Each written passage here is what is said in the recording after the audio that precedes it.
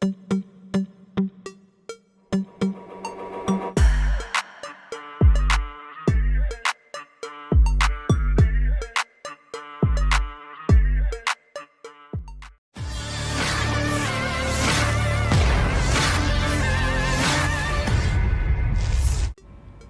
FPV Angkatan Bersenjata Rusia memulai hari ini dengan menghancurkan peralatan, personel militer, dan benteng musuh.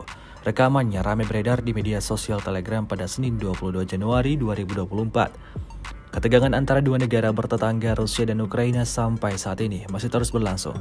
Memasuki tahun 2024, keduanya sama sekali belum menunjukkan tanda-tanda bahwa perang akan segera berakhir.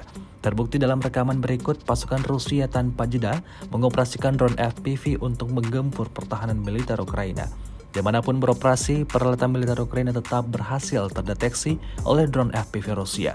Tidak hanya itu, markas dan tempat pelindungan infanteri Ukraina digasak habis pesawat tak berawak Rusia. Insiden ini jelas merugikan angkatan bersenjata Ukraina. Video ini viral dan menuai beragam respon dari warganet.